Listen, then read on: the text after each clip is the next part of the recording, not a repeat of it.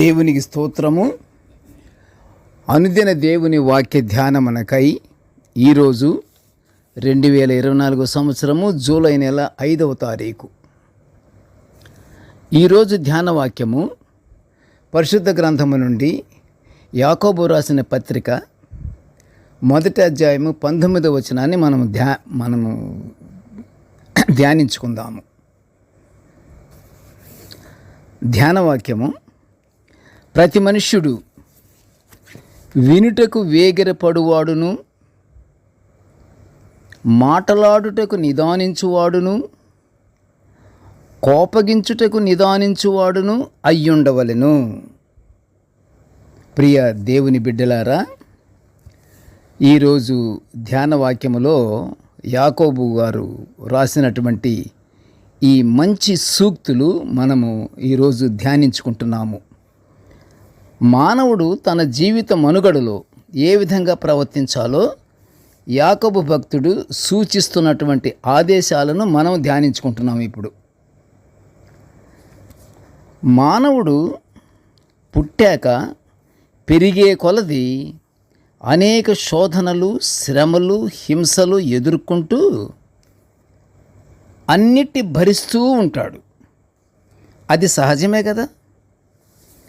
కానీ ఈ శోధనలు, శ్రమలు, ఈ బాధలు దేవుని దగ్గర నుండి మాత్రం రావు. దేవుడు ఇవ్వడు. ఎందుకంటే దేవునికి కావాల్సింది మానవుని యొక్క ఆనందమే.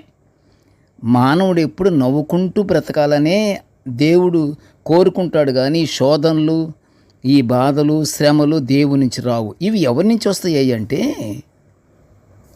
అపవాది క్రియల ద్వారా మనకు ఎదురయ్యే శోధనలను, మనలను కట్టుటకు దేవుడు వాడుకుంటూ మనలను పరీక్షిస్తూ మనతోనే మాత్రం ఉంటాడు దేవుడు. అర్థమైందా ప్రియ దేవుని బిడ్డలారా? ఈ ఎదురయ్యే శోధనలు దేనికోసకంటే శోధనలు సహించేవాడు ధన్యుడని ఉంది కదా వాక్యంలో. మత్తయి సువార్తలో ఉంటుంది. శోధనలు సహించేవాడు ధన్యుడు. మనలను కట్టుటకు దేవుడు వాడుకుంటూ మనలను పరీక్షిస్తూ ఉంటాడు. ఎక్కడుంటాడు? మనతోనే ఉంటాడు. ఇక దేవుడే మనతో ఉంటే ఆ శోధనలు మనల్ని ఏం చేస్తాయి? దేవుని నమ్ముకుంటే దేవుడు మన ఆశ్రయం కదా, దేవుడు మన కొండ, దేవుడు మన దుర్గము.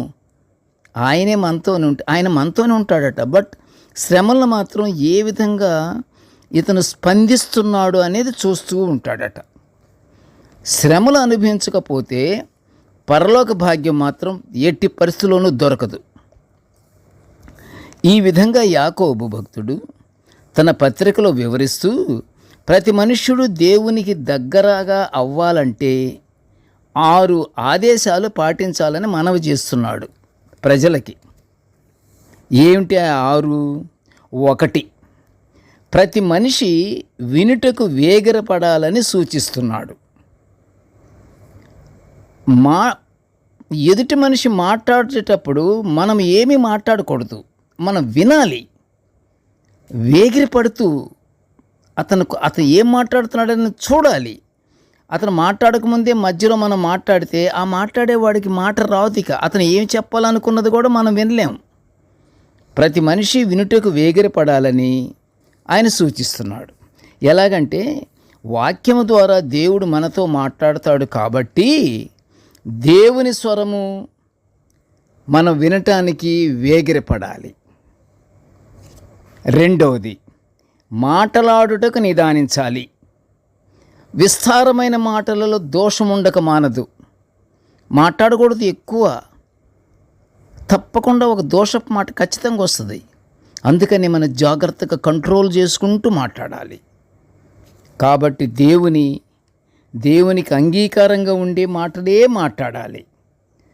3వది, కోపించుటకు నిదానించాలి. కోపము దేవుని నీతిని నెరవేర్చదు, పాపానికి దారి తీస్తుంది అది కోపం ఎప్పుడైనా.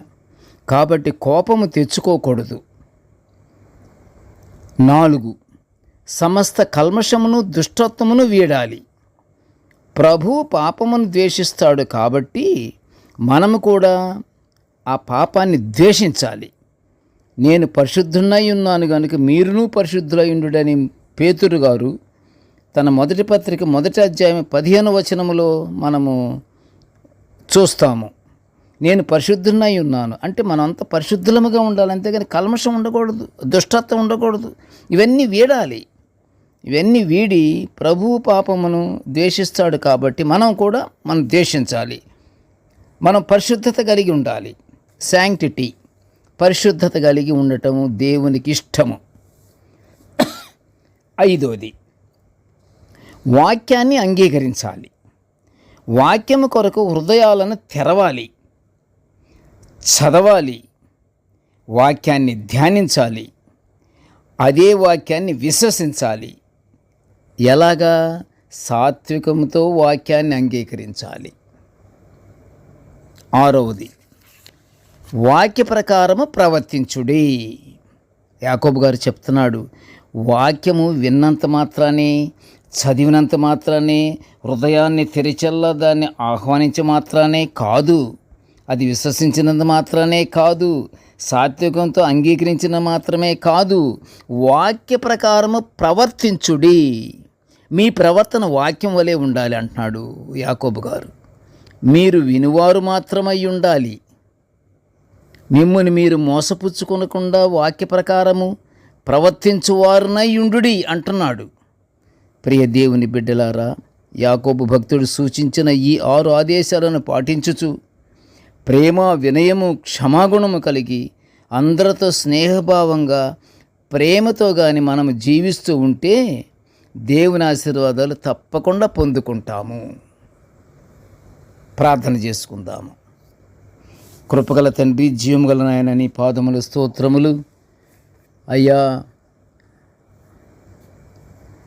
నీ యొక్క దివ్యమైన వాక్యాన్ని నిత్యము మేము ఇలా ధ్యానించుకునే భాగ్యాన్ని మాకు అనుగ్రహించినందుకు నీ ఘనమైన స్తోత్రములు తండ్రి. కృపగల నాయన, నేటి ధ్యాన వాక్యమును వినుచున్న ప్రతి బిడ్డను ఆశీర్వదించి నాయన, యాకోబు గారు ఇచ్చినటువంటి దేవ ఆదేశాలను ప్రతి బిడ్డ పాటించేటట్లుగా నాయన వారి మనసులను దేవ నీవు స్వాధీనముంచుకొని వారి హృదయములలో ఈనాటి ధ్యానవాక్యములు నాటబడి వాక్య ప్రకారమే నాయన వారి యొక్క ప్రవర్తన ఉండులాగన ఆశీర్వదించమని ఈ మనవులన్నీ యేసయ్య పుణ్యనామమున వినయముగా వేడుకొంచుంటున్నాము తండ్రి. ఆమెన్. దేవుడు మనలందరినీ బహుగా దీవించుగాక. ఆమెన్.